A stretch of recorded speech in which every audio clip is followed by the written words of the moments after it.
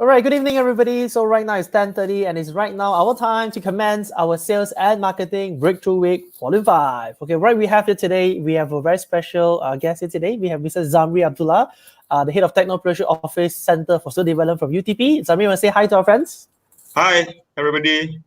Thanks for All right, having me. it's our pleasure as well. And you're also from UTP. I feel so connected with you right now, Yes. right? Okay, and of course, I would like to introduce and bring on my co-host here. Lawrence, you want to say anything to our viewers today?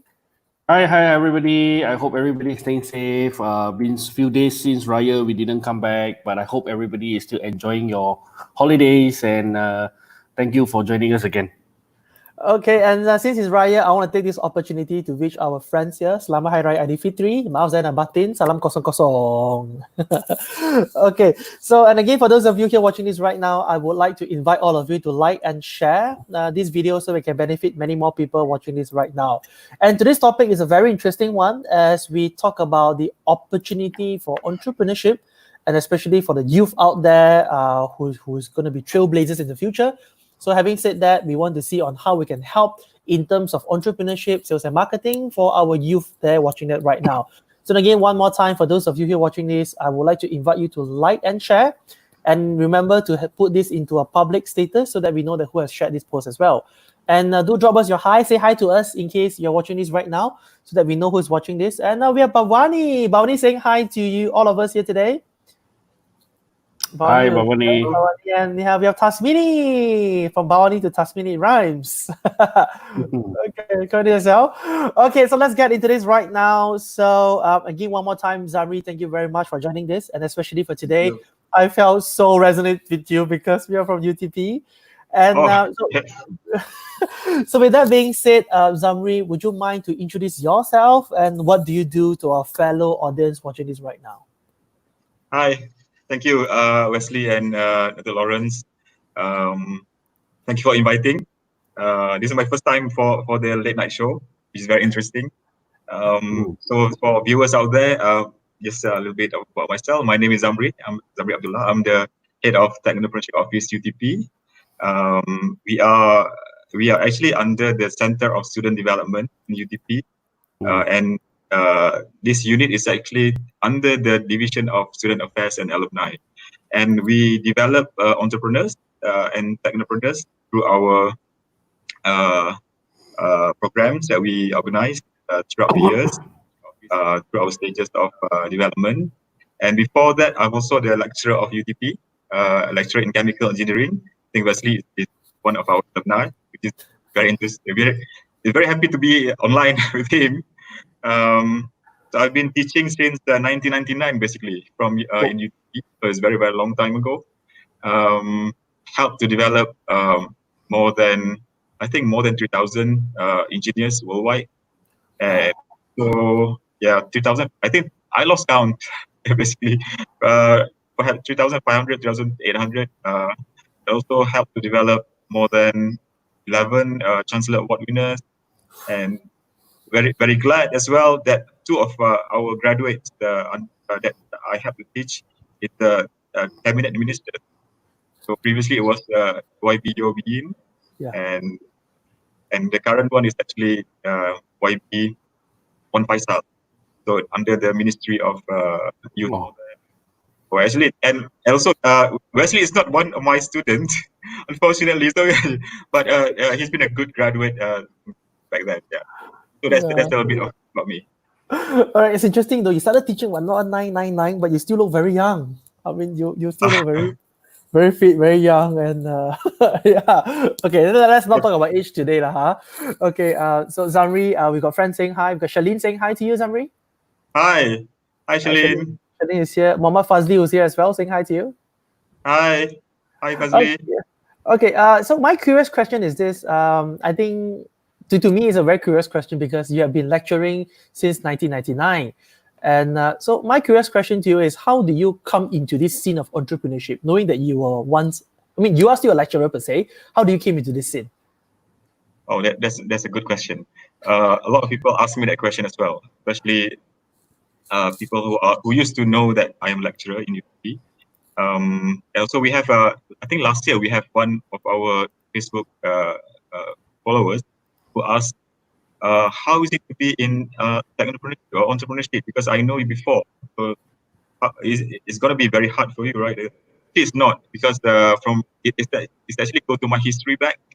My parents are entrepreneurs or in business, to be honest, and have their own business back then. And we have a cafe, basically. We have a restaurant. So I've been working some sort of like a unpaid labor, basically, to my parents, right? During that, it's quite long, about 6 years. So I learned along the way how entrepreneurship really works, and it built the stages of entrepreneurship within myself, especially how you deal with market, how you deal with customers, how you build up your business from scratch, organic growth and all. And I do work a lot with customers, so that's a lot, and doing pricing strategy and all. So that's part of the history. And my brother and my sister as well, they're also entrepreneurs, and even my family, like my call it cousins, they're all in business. So we are from a very business family. Only I'm not in business. I'm in teaching. I'm in academic life. But when I go into the teaching and research as well, that is actually also exposing us into the world of intrapreneurship, which we do a lot of understanding about how to identify problem, you solve problem to people, and entrepreneurship is actually the core thing. Is actually solving problem for people and understanding how you can create value to people. So that's a bit of history, I guess, from my side. Yeah. So that's the practice of experiences really help to build the skill that I have to become the head of entrepreneurship in UTP. Yes. It helped a lot. I think this is very good because you actually have this family, right? You have family that is also the right word is not supporting, but with you, right? Giving you advice, working together with you on this. So you see, I mean, before I go on with the next question, I'm sure a lot of people want to know this. How old are you actually? Oh my God, age is just a number. I cannot reveal my age. There will be a separate. People will love to know, I'm sure.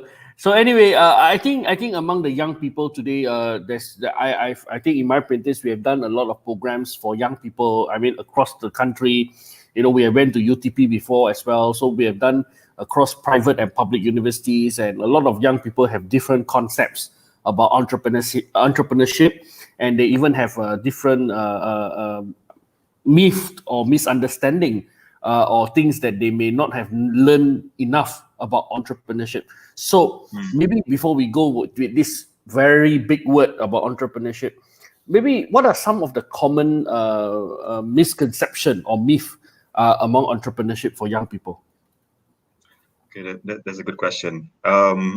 We do ask this question as well for our students, and the topmost the misconception is, one, people always think entrepreneurship equal to businessman.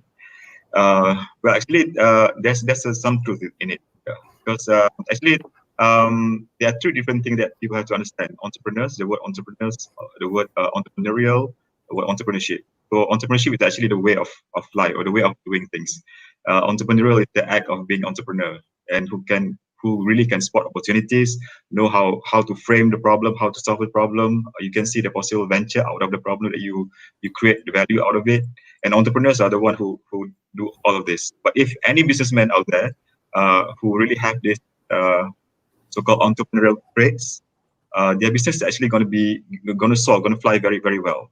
But on the other hand, if you are an entrepreneur without any business traits, they're also bad, because that person will always be in the innovation mode for far too long.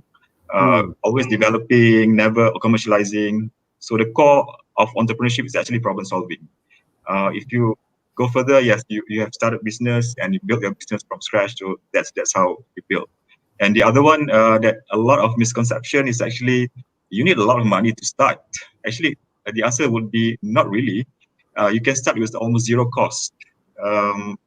People always think that I have to start this venture. I need a lot of money. So actually, not necessarily. You start with your own self first. What is your skill and talent? If you know what is your skill and talent, you can know where you can commercialize your skill and talent. So that is a good start. And you can actually do that, and people can start paying you. Uh, just like Wesley, for example, you have your skill, which is actually communication. So you commercialize your skill and talent itself, and people will start looking for you, and because you create value for them. There's actually a lot of students have this kind of different conception of uh, how do I find ideas. So we have a lot of question on that as well. They think that they need to have a grand ideas to start a business. Not really. You can actually ask people first, what is their problem? How can you solve problem for them? I'll give you one example. One of our entrepreneur in B, when they start by seeking what is the problem of their community. So they see there's unemployed youth in their community, and they start seeing, this community has this youth have no jobs. What if I provide jobs for them? But how?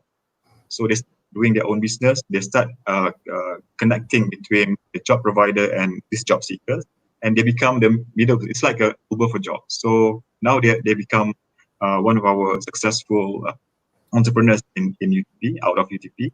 So that is one of the way of finding or generating your own generating the idea out of to make your own venture basically. And the other misconception would be entrepreneur need to open shop.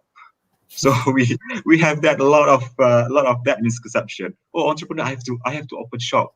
Said no, not necessarily, because you can also, if you have a service, for example, if you know how to commercialize your service, you don't need a shop. You just need online presence. You can do it online. So it lowers down your overhead, and it lowers down your costs and expenses and all. So if you start a business from the beginning, from the bottom, the chances for it to become sustainable is very high. And the other misconception is they always think they are a student. Especially, I'm targeting this to the student. They always think that I'm a student. You ask me to become entrepreneur, it will affect my study. So they don't have time and everything. But the truth is, it depends. It's all depend on your time management. How you manage your time, how you manage your 24 hours. To share with you, our entrepreneur in UTP, the average GPA is actually 3.14. And they are tech and engineering students. So it shows that we have our entrepreneur who is as high as 3.9 CGPA. And they still survive, and their business is actually soaring as well. So it shows that the way you balance your life and the way you balance your 24 hours, that really shows you the skill. They actually teach you even more skill than you can ever imagine. So those are some common myths. We do. Last time I remember when we seek feedback from the students. What are your top 5 that stops you from becoming entrepreneur? One is, of course, capital. No money. Actually, they can do with zero cost. Second is about they're afraid of competition. But for our entrepreneurs, sometimes we advise them, this is your red ocean, this is your blue. This is how. The third one is actually about they don't know what is marketing. They don't know how to do marketing. This is where we come in as the provider or developer of entrepreneurs. Teach them all of this skill. This other two I can't remember. Also related with I can't remember. I only remember. Yeah, that's some of the that misconception. Yeah. Thank you so much, Zamri. I think this is a very good, nice list. But I'm so sorry that I forgot to tell you that usually why do we have 2 different hosts in a session is because I'm always the devil. I'm always the jahat one. So I'm going to Okay. I'm going to drill a little bit more on some of the misconception that you said, and then I'm just going to ask a few more questions before we go Okay. to the main question. Yeah. So All you right. said a lot about one of the misconception is about funding, right? A lot of people say that, oh, I must have a lot of funding, I must apply for this, I must get that. But Zamri, in reality, be it you are an entrepreneur or be it you're a business person, I mean, you can see because of COVID, a lot of companies have to shut down. People need to be let go. It's all because of cash flow. There's no money. Correct. So how do we actually balance this? I mean, in terms of actually, like you said, entrepreneurship is about solving problems, about identifying a specific niche, and versus it's actually all about money. If you Right. have millions or you have 10 ringgit, I think definitely it makes a vast difference. So can you tell us a little bit about balancing this particular area? Most of our entrepreneurs, when we ask them what is your main problem in managing a business, a lot of them say financial management. They know they want to make money, but most of them really have the not a good understanding on financial management. This is when we, as a startup developer or entrepreneur developer, we teach them in terms of how to manage your cash flow management. They have to know about revenue. They have to know three things when you start business. One is your revenue, one is your overhead, and one is your profit. So you have to understand about these three things. If you don't know how to manage these three things, then there's no point of setting up a business. Your business will fail. So this is the main important thing that a lot of business really have to understand. And I've attended some of the workshops where a lot of entrepreneurs out there attended, and I was shocked. I was really shocked when I discovered that out of these 2,000 people who attended, sometimes they don't have the knowledge on how to do costing, how to do how to manage their profit, or because some of them, imagine they have done business for almost 3 to 5 years, and at the end of the day their profit is only 2,000 out of 1 year. How can that be?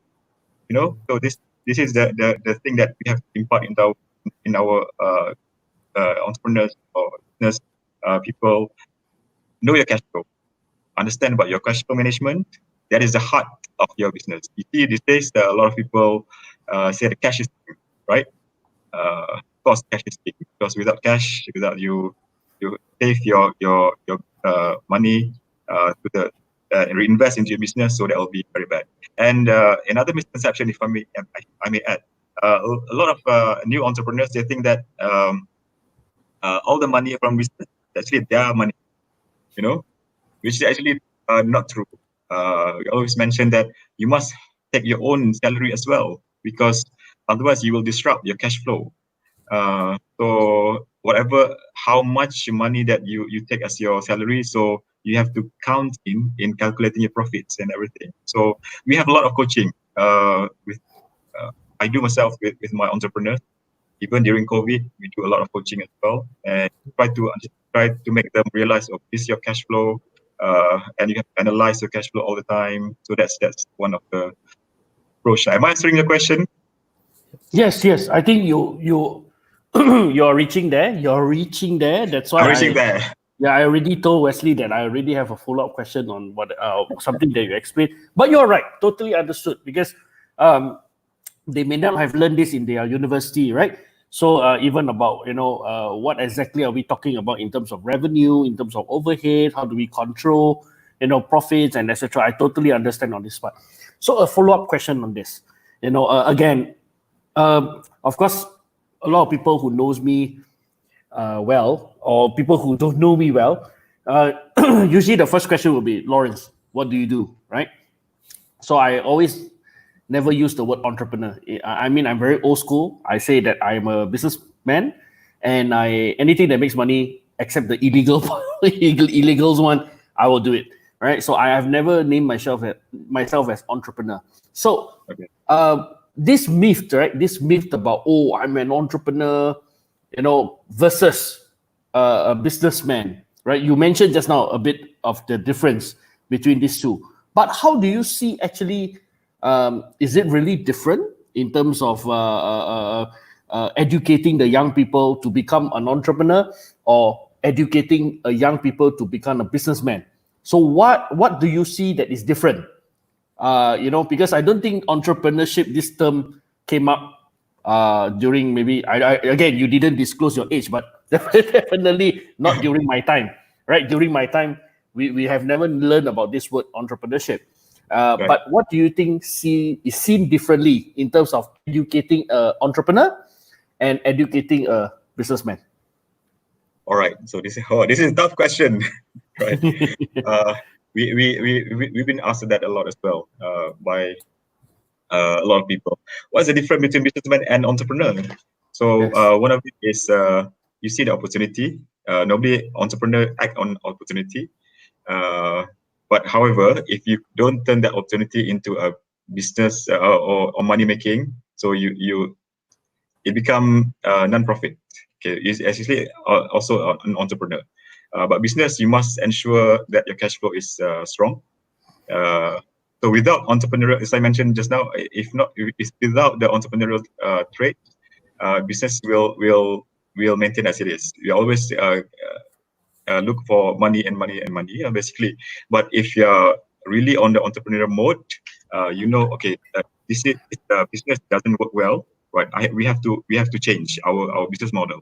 For example, if you are doing you sell nasi lemak every day. Suddenly, people don't want to sell nasi lemak. People don't want to eat nasi lemak anymore. Would you sell nasi lemak again? Probably you want to sell nasi lemak again, but not at the particular pot or customer segment. Might want to change to another state or another area, or you can change what. So that's actually one of the I can reply. It's my opinion. Yeah. Okay. Zamri, your line is a bit breaking. Is your line okay, Zamri? And my line is okay. Your line is okay. From our end, Lawrence, did you experience the same thing? Yes, I experienced a bit of but now okay. Right now, okay, we can carry on. Right. Yeah. Yeah. Okay. So just a question. So do we need more entrepreneurs or do we need more businessmen? We need businessmen with entrepreneurial mindset. Okay, good. Businessman. I think that's like spot on. So it's like, okay. Or So, entrepreneur with the business acumen. So that's a important thing. Exactly, good one. Yeah. okay. So Because that's if in UTP we have the 7 attributes of student that we develop. One branch of it is actually business acumen and entrepreneurship. So your competency, technical competency, communication skill. So one of it is actually business acumen and entrepreneurship. Because when you have learned something in class, if you don't know how to make value out of it or make a venture out of it, I mean, the holistic value of a student is actually not reached there yet. okay, interesting. Yeah. I mean, how I wish I know all these things when I was in UTP. So I get to ask you now. You can always come back. More than happy, seriously, more than happy to help. Yes. Okay, so Zamri, we got somebody who's here. Kelly says, yes, agree that management of cash flow is very important in business. Yeah. Speaking of which, Kelly's in real estate. Oh, okay. Yeah, it's real estate. So Kelly got a question to ask you. What's the recipe to keep young? Oh, as I said, that's a different session. Okay, so okay, so back to the question right here. Do you have any stories that could inspire you on how you've managed to pivot their business now? Oh wow! I wish I could tell a lot of stories on that. We at Techno we developed about close to 90 student enterprises. About 120 students, 150 students, entrepreneurs.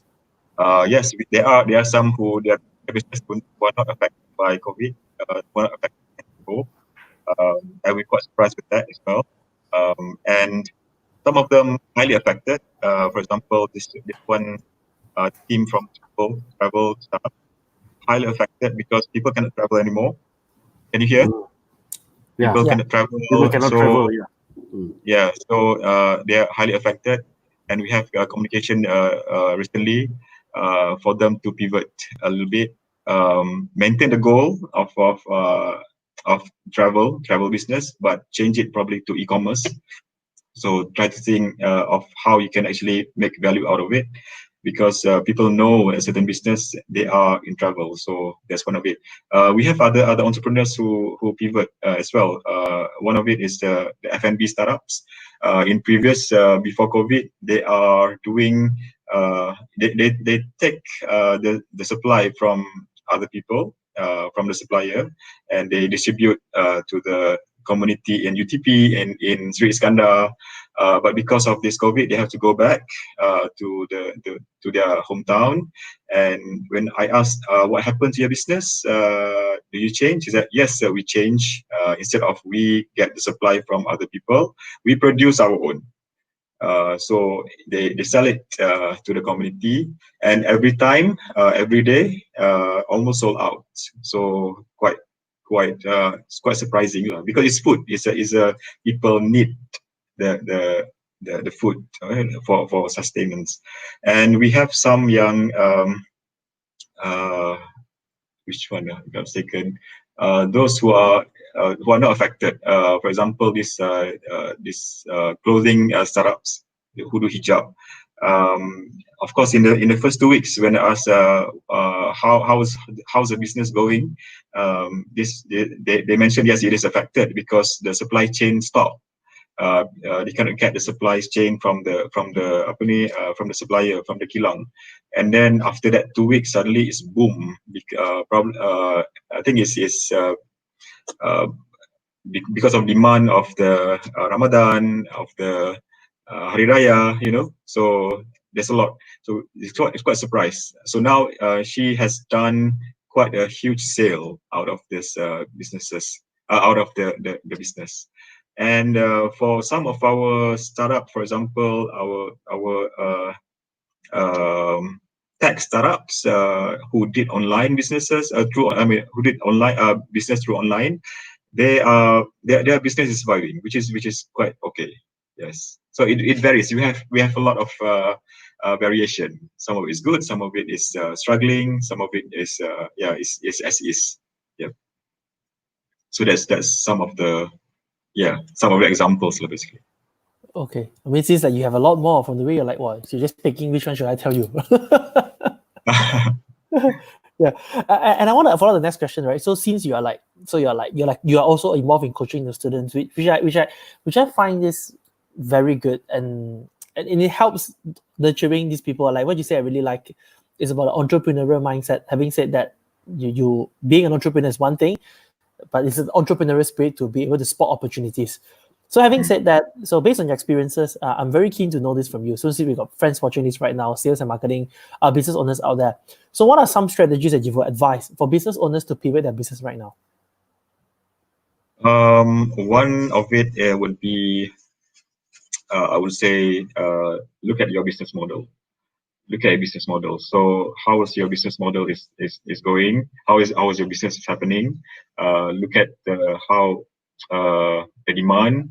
See whether your product is actually a need, or is it actually a want. It's two different things. Most of the one who survives is actually the one who fill up the needs. But don't underestimate the customers out there as well, because customers out there, especially after the 4th or 5th week of MCO, even myself, our behavior of buying things actually changes. We have three type of people, the customers out there. Those who are severely affected, and those who are surviving, and those who strong financial. So you want to change your business model. If you want to maintain in their business, probably you want to change the business model into where is your target groups. For example, as I mentioned, one of our startup just now, the target groups for example, travel. Now travel. So you want to change it to people who want to go travel, or you want to change to people who want to buy something from the place that you used to go, so that you have some mementos, this kind of thing. Or one of our startups who did space tech, for example, they cannot do their product, but one of the team is developing so-called GPS tracker. So I said, why? This is a good opportunity for you to change a bit your direction. You are still in that domain, but change into that direction because it will benefit to maybe a broader customer base and all. So yes, one is change your business model. It's easy to say than done. Basically, all the business owner had really, I know that it's in shock.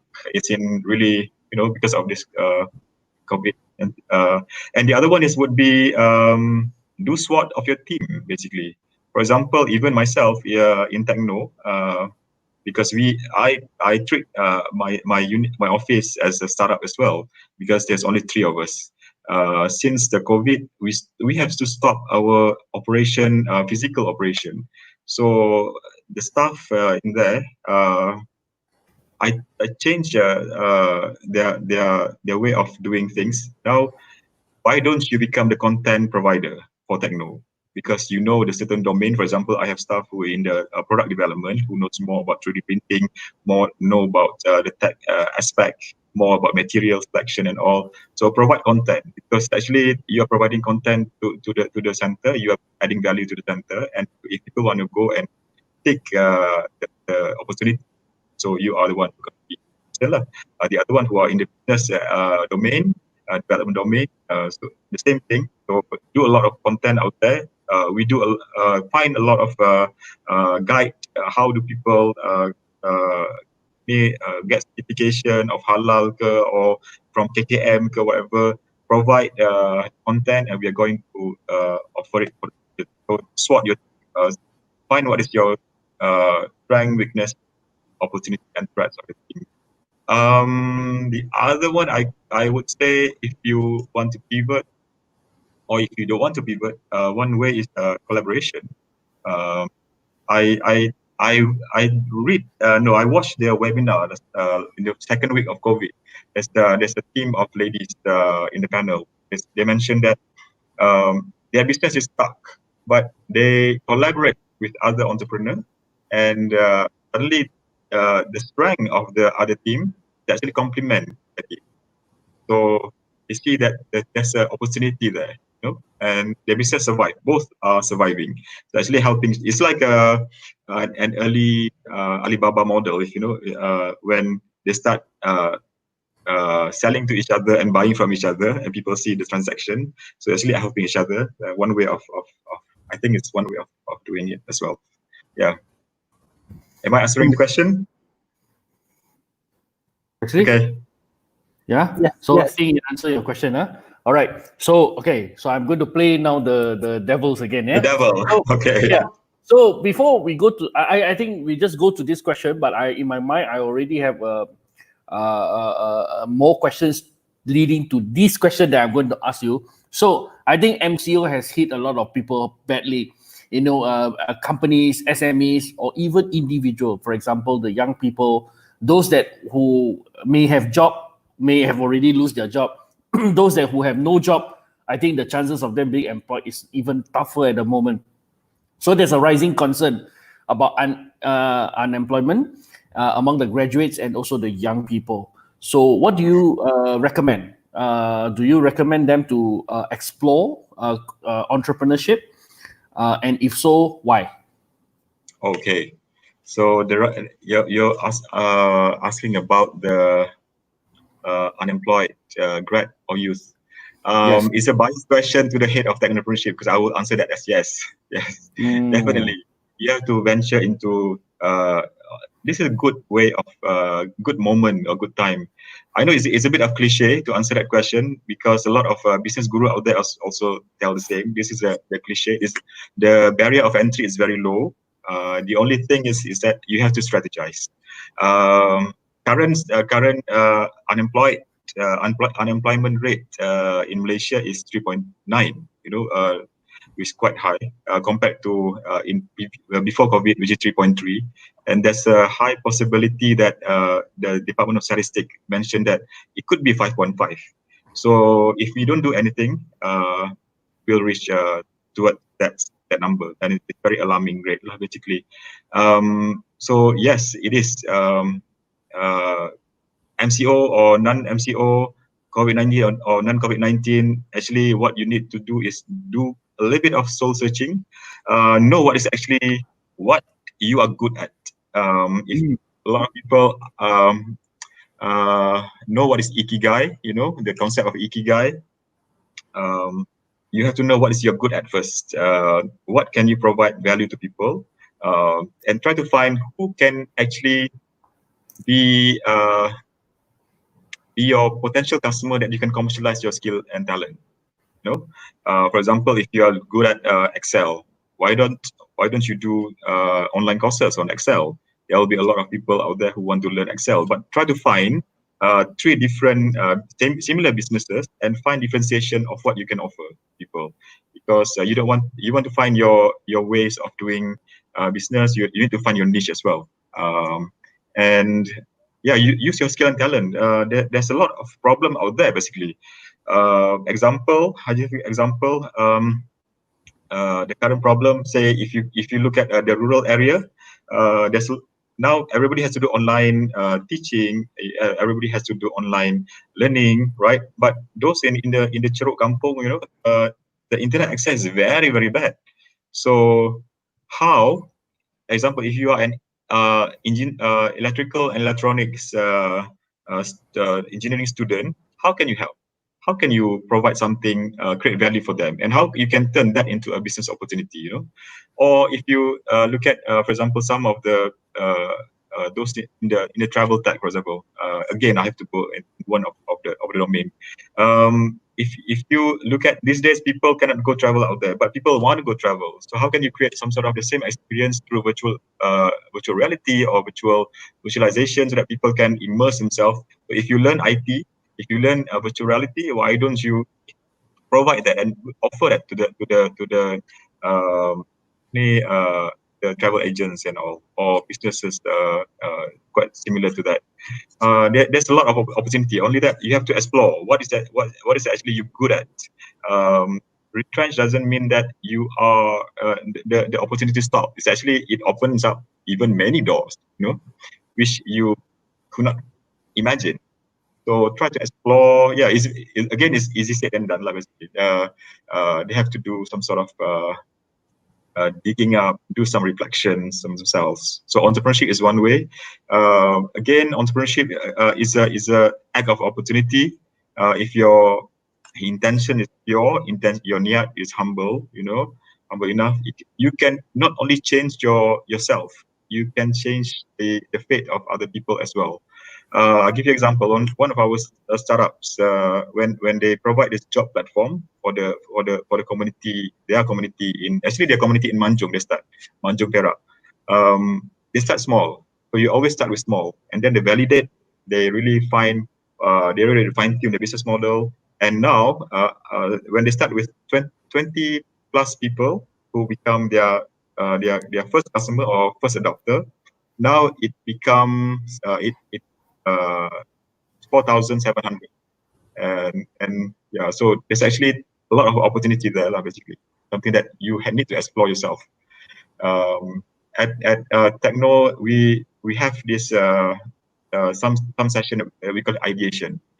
Some of the students come to us, I don't know what I want to be, what I can be. So we start doing soul searching, digging inside, do a lot of sketching. It takes a lot of time, basically, but it's for their own benefit. They can see, I have that kind of opportunity. So it's like a wow moment, That's what we want. So a lot of, you need to find someone who can unlock the mystery inside you. So that's the thing, lah. I think that's one of the important.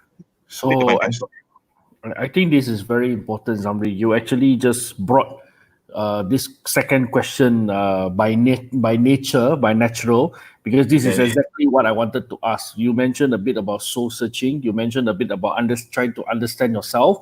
So this is where I want to really ask. And I always say this to a lot of young people. It is not difficult to motivate or get them excited over something. You just need to, show them some videos, and there you go. They are motivated. I'm going to go out and change the world. Yeah. Be it is be an entrepreneur or be it involving themselves into politics or whatever. It's easy to excite them. But what are some of the very distinct traits that because you can't be breeding everybody to be entrepreneur. It doesn't make sense. And then you can't be getting everybody to be employees, just to be, employees for the rest of the. So what are some of the distinct traits that young people should, take note, roughly these are some of the traits that show that, because I know employees that are successful as well, very successful. They have been with companies 10s and 20s of years, and they are doing very well. So what are some of the distinct traits to actually determine, am I actually for entrepreneurship, or am I actually better just stay where am I and just, get life on with my job? So what are some of the distinct traits that you think can differentiate? The topmost trait is actually dare to take the risk. Dare to take the risk, because we have seen our even these are the beauty things about developing entrepreneurs in university. You see students. Imagine when I did some sort of feedback asking what is your inclination to become entrepreneurs. Some people who rated themselves high does not necessarily become entrepreneur in the end. But we have, when we ask, okay, this is your opportunity to become entrepreneur. You said that you are very highly inclined to become entrepreneur. You are very inclined to start your own business, but they don't have that dare to take the risk. Dare to take the risk is actually the one that I will jump and I'll jump. I'll do it. So those kind of things. A lot of people have the what do you call it, the hindrance basically. But it goes back to what actually stops them. Is it because of family background? Is it because of the previous history? So on we do a data analysis as well.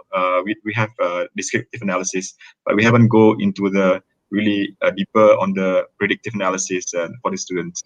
So that to take the risk, guts, resilience has to be there, because entrepreneur is actually work. I think one of the Shark Tank evaluator always tell this: entrepreneur is about you are working 80 hours per week for not to work 40 hours per week. So you must have that tenacity. The guts must be there. Just like Dr. Lawrence, you are entrepreneur, or Wesley, you are entrepreneur. You dare to take the risk. So that's the most important thing, and able to network as well, because network. A lot of students these days are reluctant. So I've seen some of the students don't even want to go to events, or don't want to go into participate in some of the programs, but they don't see the outcome of, if you participate in certain program, you are actually meeting a lot of people, and you never know that will be your opportunity to create value among each other. I'll give you an example. Last year, last 2 years, even last 3 years, we start connect our own entrepreneur with our alumni entrepreneur, because we want them to know that this is a networking event. You never know that you have business opportunity with them, and the beauty of it, some of them are actually become partners, providing value to each other. So this is one of the important thing, that because network is actually your net worth. So you really have to network with a lot of people. Use LinkedIn sometimes. I find a lot of people in LinkedIn that can connect. You can, because sometimes your strength, but you don't know what is your weaknesses. So you have to find, okay, I have this strength, they have this strength, or I have this weakness. He or she have the strength. Why don't we leverage each other? So that can happen if you know people. So network is one of the very important. So guts, taking risk, resilience, able to network, and also maintain your ability to manage your cash flow. So that's the important thing. I think this is very good points that I think an entrepreneur or even businessman, whichever, I think they also need this kind of traits, right? Like taking risks. That's why we always start the rambut. We always don't have hair because we are so stressed up most of the time. So before Wesley takes up the more comfortable questions. So this is where I'm going to ask you the next question, right? You said about taking risks, about the ability to network and etc. So what do you see differently among the young people, the youths, from maybe 10, 20 years ago, and the youths today? Maybe specifically in Malaysia. How do you, like you said, you have been teaching since 1990s, right? So I think you have definitely seen a different generation altogether. Definitely. Yes. Definitely. So what do you think has actually changed along the way among young people? Wow, there's a huge gap basically. I can write a story out of that. Uh, I I uh, I will share this with a lot of people. Those who are previous generation of 2007, pre-Facebook era. Actually, those are the students who really have different behavior compared to the student these days. Student these days, I'm sorry to say, they are more entitled. They feel that they are more entitled. They think that everybody has to be laid off for them. You have to give us a lot of things. Then we do the job. Or if you need to become entrepreneur, or you have to give us funding. You have to give all this. But on the earlier generation, I see before Facebook era, there's a difference because they are more on independent. Is that I will explore it myself. I will know my way. Of course, I have some guide if I want to ask. Yeah, there's two different generation, I would say. And even just to answer more about on your question, Dr. Lawrence, it took me about uh, 15 to 18 months to understand. Once I come into the technology office, it took me about 15 to 18 months to understand the different cohort of students. I do remember that in the early days when we start to promote entrepreneurship, we start with some sort of very very basic. Oh, you have to become entrepreneur. So, but these students these days, they don't want to hear that kind of thing because they have their own independence. They want to become something that give impact to them. So we start to change our approach as well. So storytelling plays a very big part in promoting or in imparting this kind of information to the student of different generations. In the earlier generation, whatever you mostly that they will grab whatever you provide to them. The information without much questioning. I would say, but for this, they're always why. you know. Uh, so it's a good thing as well. You see the different generation, and you learn yourself how to approach, how to innovate your way, how to manage different cohorts of students.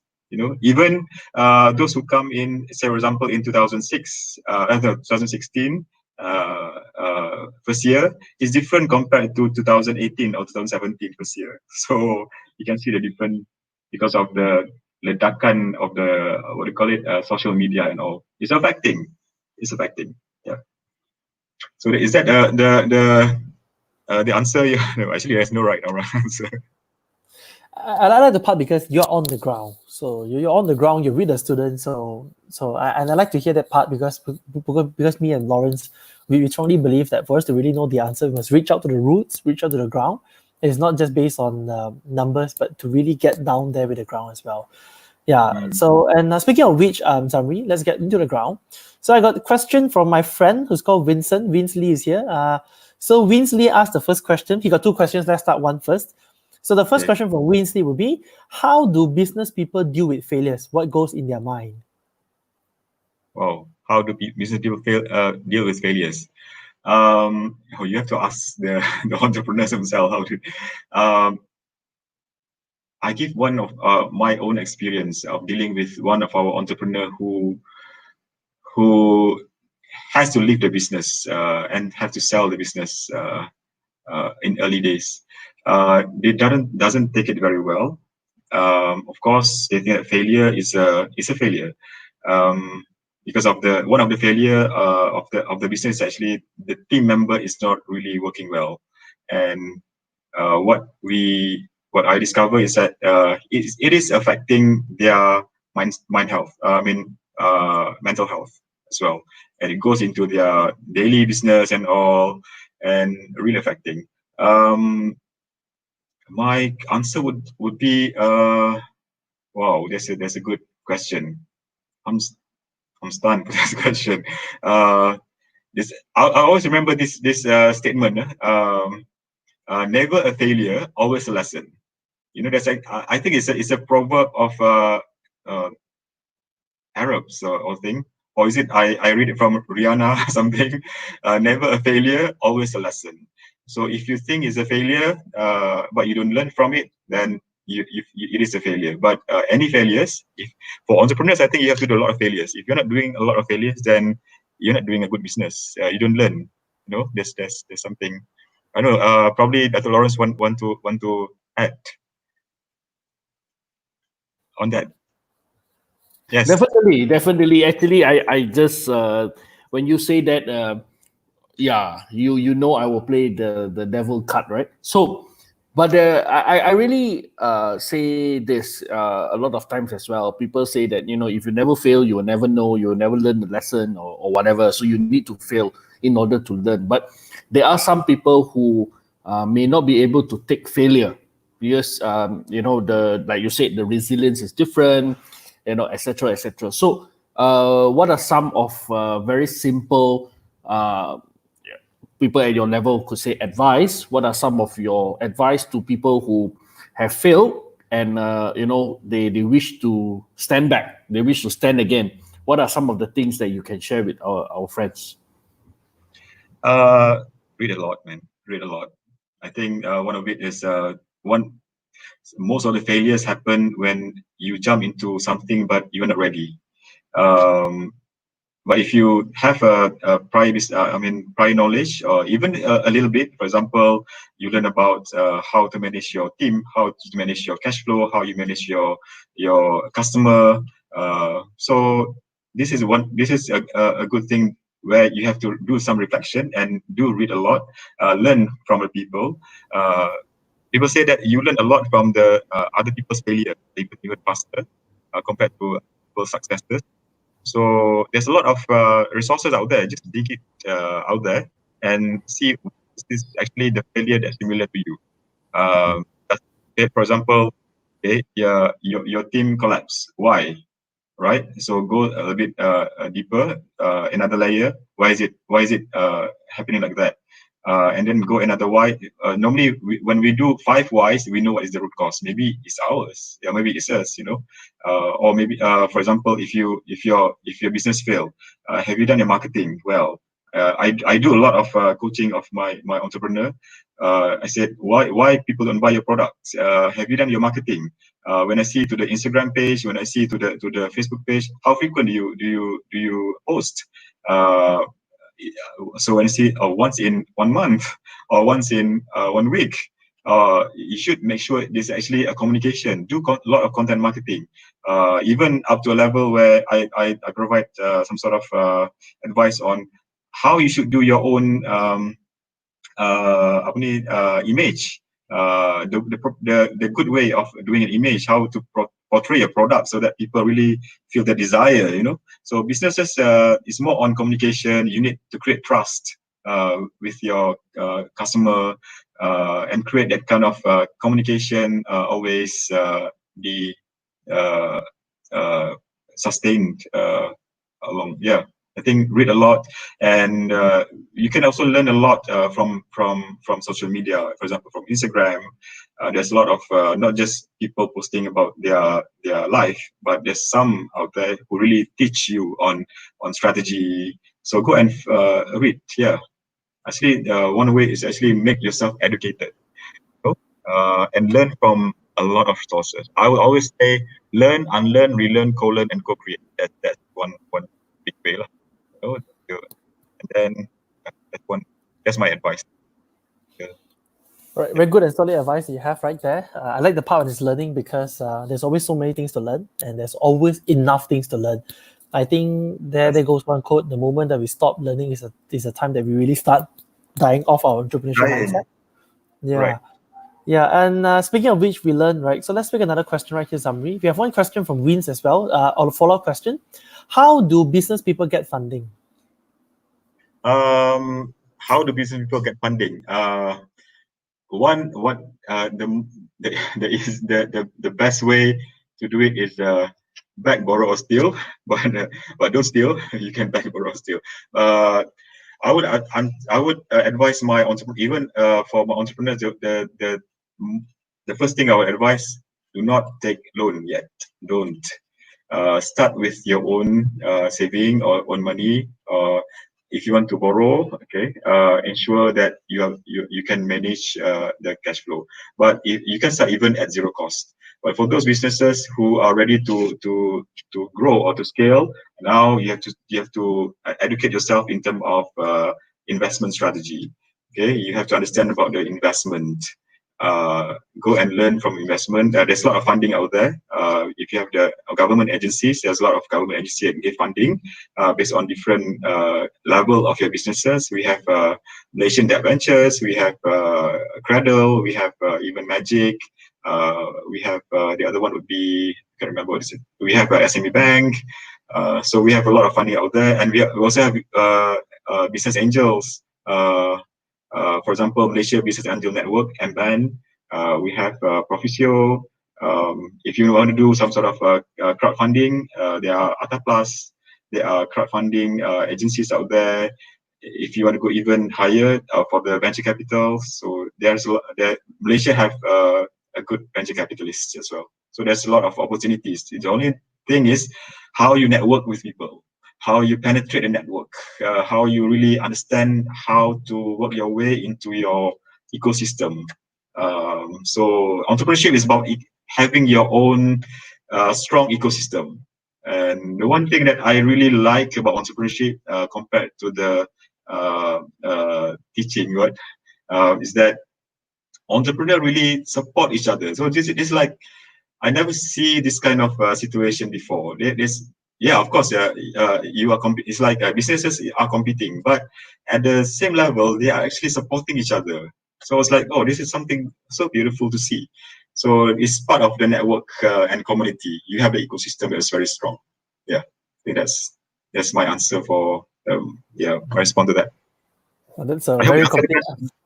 It does. It's like from complete all the way from self all the way until venture capitalist. I think that's a very comprehensive answer. So I hope that Vince, I hope that Zamri addressed your question. If yes, just give me a thumbs up so I know that he addressed to you. Let's take in one more question right here. So there's a question. There's a comment from Natalie and say, agree, enjoy the journey which can enrich more experience. In regards to that, Natalie Wong saying to you, Zamri. Good. And so let's take in one more question right here. The last question from the audience. So let's take from Angeline Joseph. Angeline. Hi, Angeline. Oh, your friend. Okay, how often the marketing campaigns should change on social media? All right. I give you an example. Technology Office, we have our own social calendar, social media calendar, so to speak. You have to have what do you call it? A strategy in which in 1 month you have tried to post almost every day, but on different day, post something different. For example, for for our technology office, we have Monday is for the marketing. We call it Marketing Monday. Tuesday, we call it Techno Tuesday, in which we are going to post something related to tech. About what we offer to the student techno. And then on Wednesday, we call it Well-Biz Wednesday. So we tell about the business strategy and all. Thursday, we have the Tech Thursday, in which we tell about the either technology, IoT, IR 4.0 and all. Friday is about finance, how you manage your cash flow and all.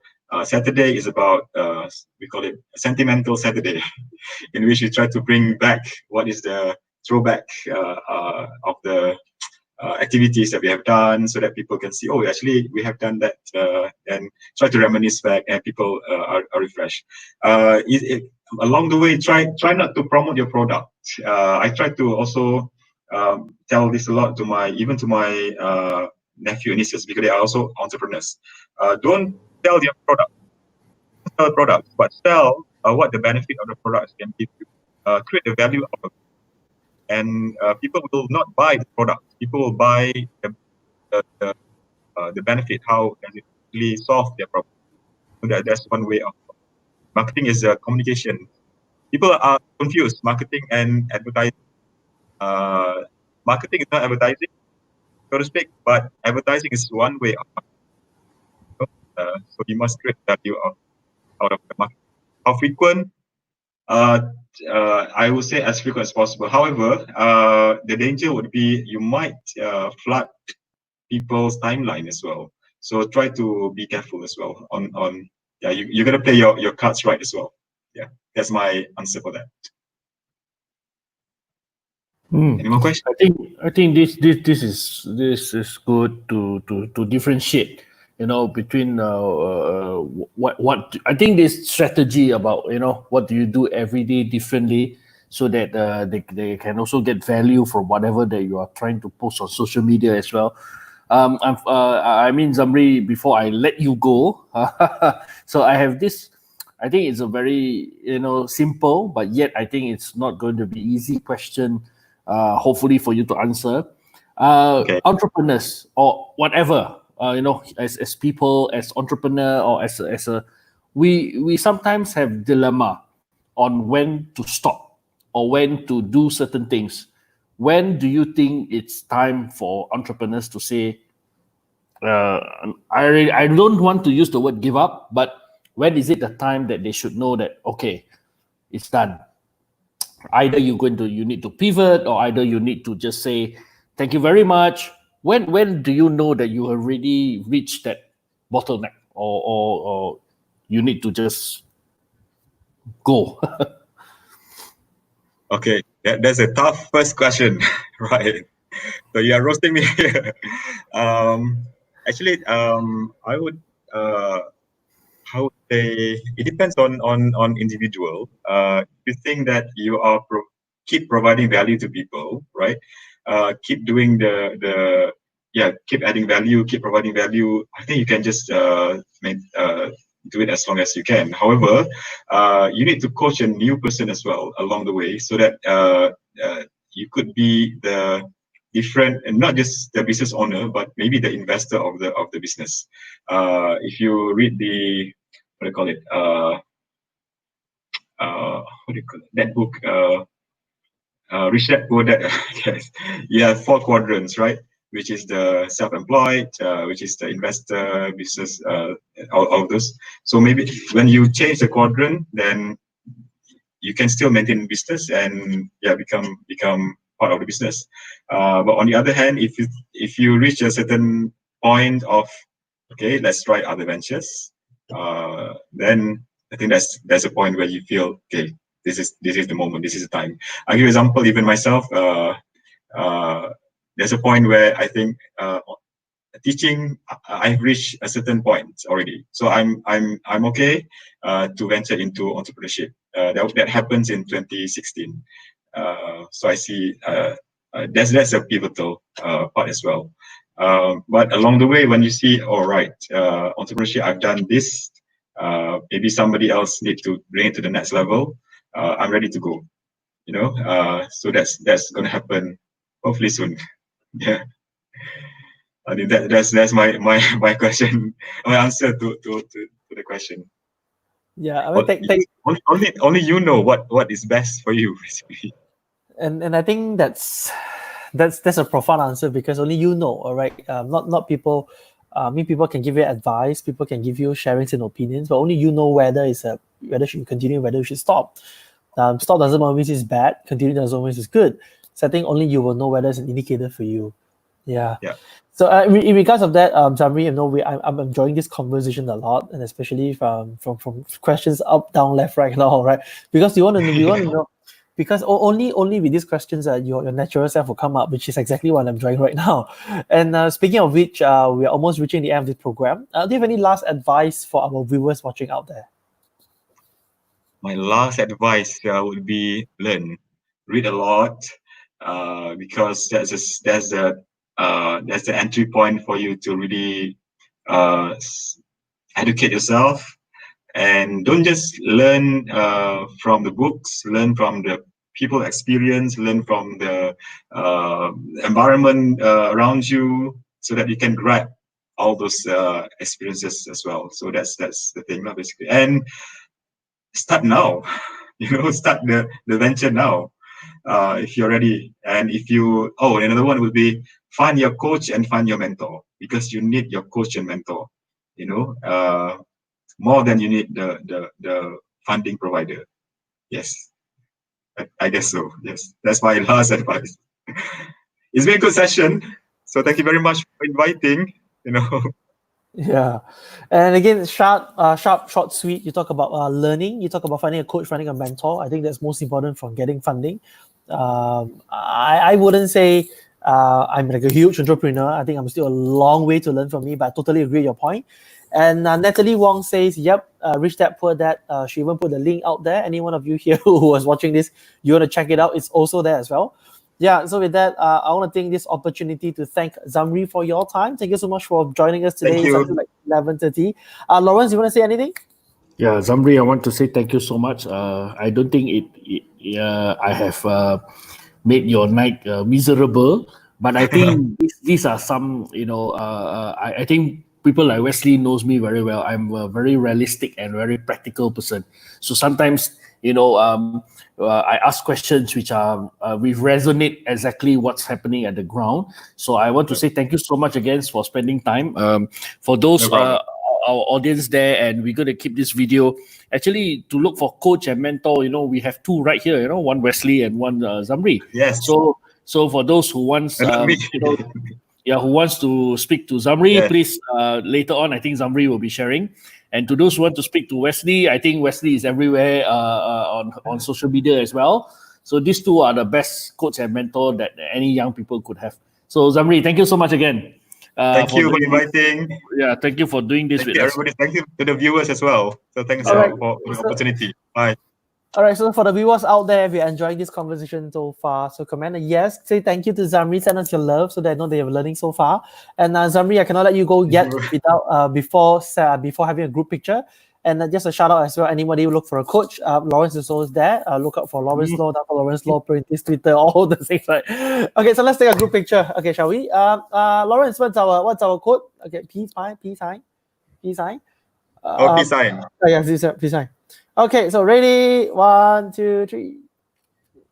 All right, thank you very much, Zamri. So Kelly saying totally agree, and Kelly Thanks, everybody. Thank you. Okay, Zamri, I'm going to remove you from the studio as me and Anjali is here thanking you as well. Thanks, Angie. Anjali. Okay, so with that, Zamri, thank you so much for your time once again, and I'm going to remove you from the studio, and we'll keep in touch as me and Lawrence because of announcements to make. All right, it's a pleasure. Thank you very much. I'm Mawada saying thank you with a long U to you as well. Okay, thank you, Zamri, thank you, bye. Okay, so it's been a good session. Thank you very much, Lawrence, for that. So, Lawrence, do you have anything to say to the audience today? No, I think thank you so much. I think we have took a long break during Raya, so I hope everybody stay safe as we will continue to do this. I think the next session is on Friday. Friday is going to be a very interesting session about automating human HR in companies, and also how this company has actually went through MCO, and actually how they have actually started pivoting, and what are some of the new strategies they actually have taken for their company. So I think for those who want to know more about some of these tricks or even strategies, I think please stay tuned to us and join us this Friday at the same time, 10:30 p.m. Okay, and I want to add follow-up to that. Thank you, Lawrence. Exciting automation stuff. And so speaking of which automation, so do follow us on our Facebook page, My Prentice Work, on Instagram, on Twitter, on LinkedIn, and of course on YouTube. So welcome all of you to subscribe to our new YouTube channel. As recently I've been checking a lot of cooking, dishes, food coming out. All right. My Apprentice School of Life, do follow our work. And if you want to join us on Telegram channel, look for us at https://t.me/myapprentice. And I look forward to adding more value to the community as well. Sure. And thank you so much for your time once again. Thank you very much for your time, Lawrence. I think for those who wants to have the content for your marketing, which link do they go to? All right. So, and one more thing for ebook. So we do have our next 14 days breakthrough action plan for those of you here to help you in your sales and marketing breakthrough, where I have outlined the next 14 days of what you can do in your personal sales and online breakthrough to help you to gain more presence in your sales as well. So do check it out. So it's at right there, tiny.cc/sales and marketing. And I will be sending you a free copy of my ebook for the next 14 days of what you can do to elevate your business and sales. And click on that link right there, and I hope that will benefit you. And yep, so that'll be the end from my side, Lawrence. Yep. Okay. Thank you so much. Okay, so till then, everybody, thank you so much for your time. I will see you to everybody on Friday at the same time, 10:30. And with that, thank you. Signing off, Wesley and Lawrence from My Brain This. Bye-bye. Bye.